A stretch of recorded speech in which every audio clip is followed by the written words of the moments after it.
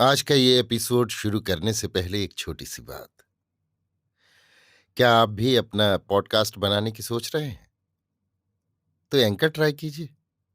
ये पॉडकास्ट बनाने का सबसे आसान तरीका है। नंबर एक, ये फ्री है।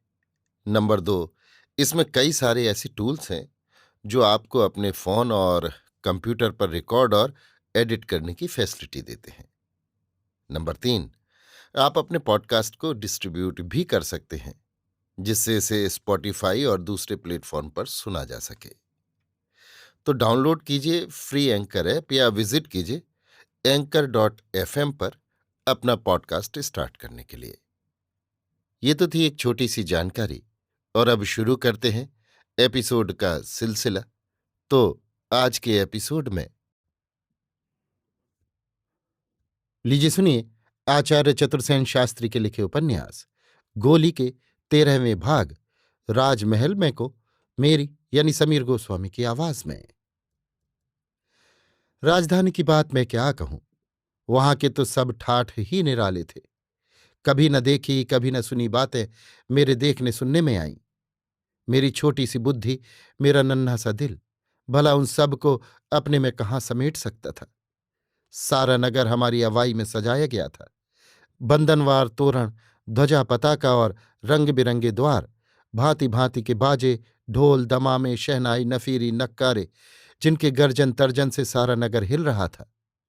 लंबे लंबे बाजारों में दूर तक कतार बांधे बंदूकधारी सेना की पंक्ति, जिनके पीछे खड़े हजारों अबाल वृद्ध नर नारी, तुमुल हर्षनाद, गगनभेदी जयध्वनि।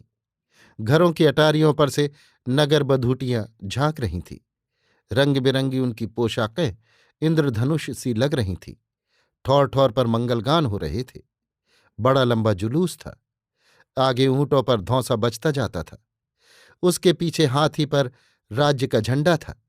झंडे के पीछे घुड़सवार टुकड़ी, और उसके बाद कुंवरानी की कारचोबी की पालकी और हमारी डोलियां, जिन सब पर पीले पर्दे पड़े थे। और उनके पीछे हाथियों पर दहेज की सामग्री, जिसका तांता दूर तक बंधा चला गया था। सोने चांदी के असाबल्लम लिए सैकड़ों चाकर, खवास और प्यादे भड़कीली पोशाकें पहने आगे पीछे चल रहे थे। अनेक सिपाही बरकंदाज घोड़ा कुदाते आगे पीछे दौड़कर इंतजाम कर रहे थे। हमारी सवारी बढ़ी चली जा रही थी। राजमहल की ड्योढ़ियों की ओर चारों ओर नरमुंड ही नरमुंड नजर आ रहे थे। मेरा कलेजा मुंह को आ रहा था। रह रहकर मुझे ऐसा प्रतीत हो रहा था जैसे ये सब मेरे ही लिए हो रहा हो। क्षण क्षण में मैं भूल जाती थी कि ब्याह मेरा नहीं, कुंवरी का हुआ है, और मैं दहेज में दी हुई एक गोली हूं, चाकर हूं। सबके ऊपर एक बात मेरे मन में जमकर आ बैठती थी, वो ये कि मैं तो ठाकुर की बेटी हूं, गोले चाकर की बेटी नहीं। और मेरी माँ रानी ना सही, पड़दायत तो सरदार की है, अतः मेरी इज्जत भी कुछ कम नहीं। हाय री इज्जत! ड्योढ़ियों में सवारी घुसी। राज्य के सब बड़े बड़े कारबारी, दीवान, अफसर और सरदार दरबारी उन ड्योढ़ियों पर हमारी अगवानी के लिए हाजिर थे। हाथी घोड़े और भीड़ भाड़ पीछे रहती गई, और हमारी सवारी एक के बाद दूसरे द्वारों को पार करती हुई राजमहल में घुसती गई। ढोल दमामे भी सब पीछे रह गए। अब एक बड़े महल के प्रशस्त आंगन में हमारी सवारियां उतारी गईं। चारों ओर कनातें खड़ी करके पर्दा किया गया। सारा महल मकराने के संगमरमर का था। फर्श पर मक्खी के भी पांव रपटते थे। जब मैंने सीढ़ियों पर डोली से निकलकर कदम रखा, तब मैं आपे में न थी। मैं नहीं जानती थी कि कुंवरी कहाँ गई और मेरी साथिन दूसरी गोलियां किधर गईं। एक बूढ़ी सी औरत मुझे हाथ पकड़कर एक ओर ले चली। चारों ओर से मैं कपड़ों में लिपटी हुई, घूंघट से घिरी हुई उस औरत के पीछे चली। कानों में चारों ओर बहुत से लोगों के चलने की आहट आ रही थी। महल के प्रशस्त प्रांगण में शायद सलामी की बंदूकें दागी जा रही थीं। उनकी कड़कड़ाहट मुझे चौंका रही थी। कभी कभी मेरे पैर लड़खड़ा जाते थे। कई बार तो मैं गिरते गिरते बची। अंततः एक खूब सजे धजे कमरे में मैं पहुंची। सारा फर्श सफेद काले पत्थर का था। बड़े बड़े दालान थे। उनमें फूलों के गुलदस्ते सजे थे। कद्दे आदम दो शीशे लगे थे। दीवारों पर सुनहरी और रंगीन नगों की पच्चीकारी हो रही थी। सामने की बारहदरी में दो मोर पच्चीकारी में उभारदार बने थे। द्वार बहुत ऊंचे थे, उन पर लाल रुईदार पर्दे पड़े थे। भीतर फर्श पर साफ चांदनी बिछी थी। एक ओर चांदी का पलंग था, दूसरी ओर सुनहरी काम की कोच कुर्सियां पड़ी थीं। एक बड़ी सी संगमरमर की मेज पर बड़े से कांच के पात्र में लाल मछलियां तैर रही थीं। भारी भारी झाड़ फानूस हाड़ियां छत से लटक रहे थे। हे परमेश्वर, ये सब मेरे लिए था, केवल मेरे लिए, मेरा घर। मुझे अपनी वो अंधेरी तंग कोठरी याद आ रही थी, जहां मैंने अब तक की अपनी समूची जिंदगी बिताई थी।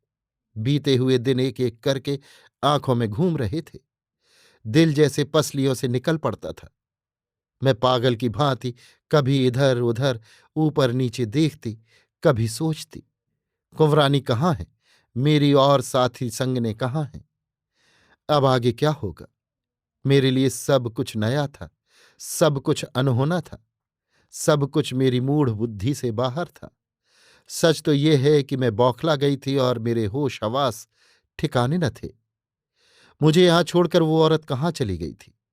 दो चार लौंडी बांदियां इधर उधर आती जाती दिख रही थीं।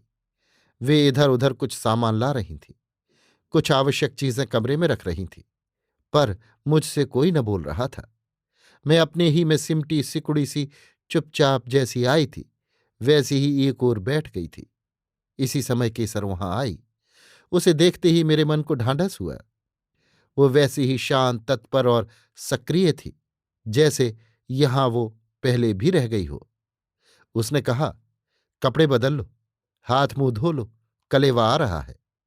कलेवा करके नहाना, तब श्री जी के दर्शन को चलना होगा। उसने मेरे उस बड़े संदूक का ताला खोला। कितना भद्दा लग रहा था मुझे। वहां वो मेरा संदूक, और उसमें रखी हुई वे सब चीजें जो मैं कभी बड़े चाव और यत्न से देखती रखती थी, आज मुझे कितनी तुच्छ और भद्दी लग रही थी। कपड़े बदलकर मैंने कुछ खाया, फिर स्नान करने गई। गुसल खाना मेरी उस कोठरी से भी बड़ा था। उसमें फव्वारा, शॉवर बाथ, टब, तौलिए, साबुन, शैम्पू, कंघी, ब्रश, तेल फुलेल, पाउडर और न जाने क्या क्या सजा था। सफेद दूध सा टाइल का वहां फर्श था। मेरे बाप दादों ने भी कभी ये चीजें न देखी थीं, न काम में ली थीं। चीनी के टब में पानी भरा था। बड़ी देर तक मैं मूढ़ बनी ये सब देखती रही। फिर मैं सब लाज संकोच छोड़ कपड़े एक ओर फेंक टब में घुस गई। फव्वारा मैंने खोल दिया और निर्द्वंद्व होकर हंसनी की भांति जल में किलोल करने लगी। उछाह से मैं भर गई और आनंद के सागर में सराबोर हो गई। बड़ी देर तक मैं उस श्वेत विशाल टब में स्वच्छ शीतल जल में मछली की भांति खेलती रही। फव्वारे की धार शत सहस्त्र कणों में बिखर कर मेरे वक्ष पर, पीठ पर आघात कर रही थी। वो कितनी प्रिय और सुखद सी प्रतीत हो रही थी। खुली हुई मेरी सघन केश राशि जल में तैर रही थी। मेरी 3 दिन की यात्रा की थकान न जाने कहाँ विलीन हो रही थी। कभी कभी ध्यान आता था, क्या ये स्वप्न तो नहीं है? परंतु नहीं, अब ये मेरे जीवन का नित्य का भोग उपस्थित था। बहुत देर तक मैं जल विहार करती रही। अंततः मैंने साबुन से शरीर को और सिर को खूब धोया। उपस्थित वस्तुओं में से जिसका भी मैं इस्तेमाल कर सकती थी, इस्तेमाल किया। और जब मैं बाहर आई, केसर प्रतीक्षा कर रही थी। उसने संतोष की नजर से मुझे देखा। मैंने चुपचाप पोशाक बदली। अन्नदाता ने जो जोड़ा मुझे बख्शा था, उसे ही आज मैंने धारण किया। केसर ने बिल्कुल नए ढंग पर मेरे बाल बांध दिए। फिर कहा, चलो अब श्री जी के दर्शन करने। फिर कुंवरानी के महल में हाजिर होना होगा। और मैं यंत्र चालित सी केसर के पीछे चल दी। केसर ही उस भंवर में मेरी नाव की खिवैया थी। अभी आप सुन रहे थे आचार्य चतुर्सेन शास्त्री के लिखे उपन्यास गोली के 13वें भाग राजमहल में को, मेरी यानी समीर गोस्वामी की आवाज में।